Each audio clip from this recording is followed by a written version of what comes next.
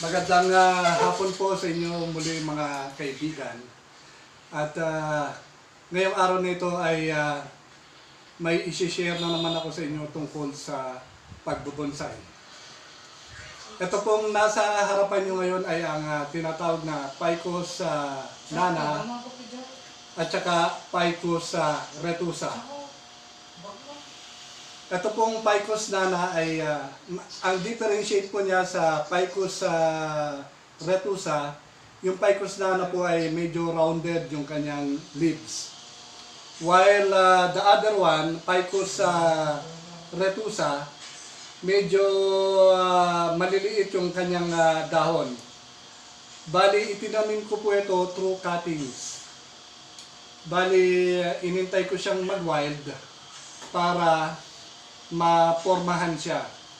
At ito pong Ficus nana ko, gagawin kong formal upright.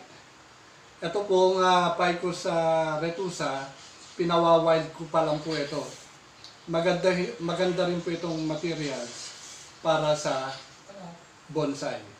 So, ang una natin gagawin ay ang Ficus nana.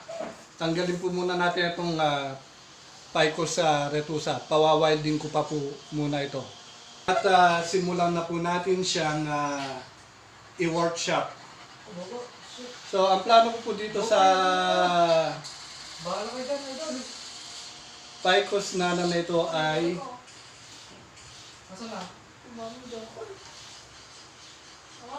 bali, ang gagawin natin dito ay popormahan natin siyang parang maliit na kahoy.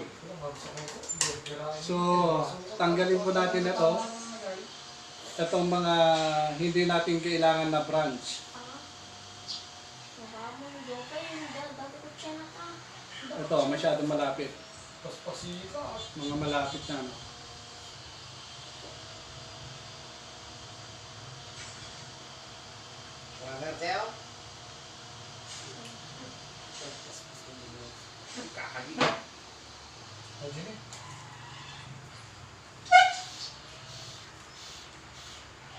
So, defoliate lang po natin para makita natin kung anong magandang Hindi po muna natin iwawire to at medyo maliliit pa yung kanyang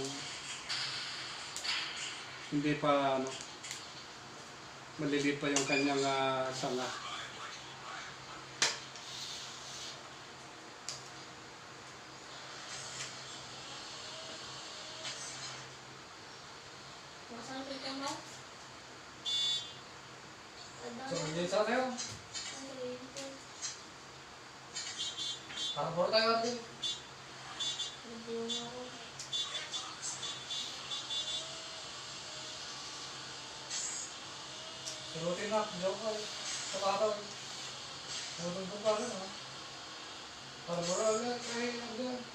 So ito po yung gagawin natin kanyang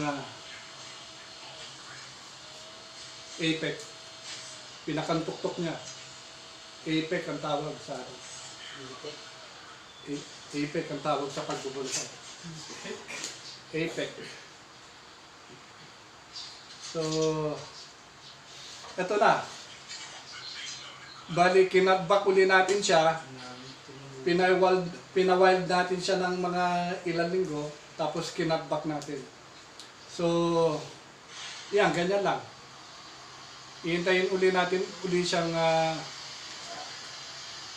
magkadahon ng magkadahon at magkasanga para mapormahan siya natin ng parang maliit na punong kahoy. Ito, poporma na parang Christmas tree ito na maliit na kahoy. So, ito, ganito karami yung natanggal natin. So, meron na tayo uli na formal upright na Ficus nana. Ito.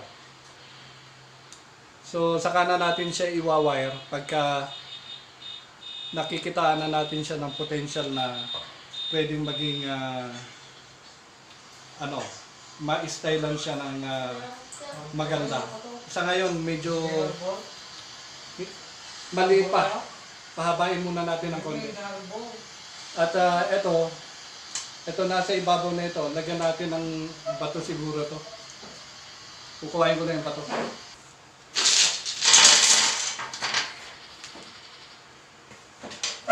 Ito yung mga nakuha ko sa ilog dito sa ano.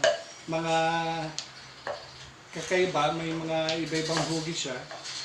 Tsaka iba-ibang kulay ng bato.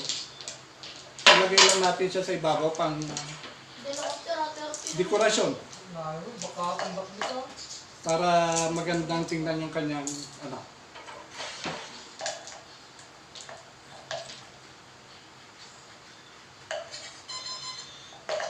Oh.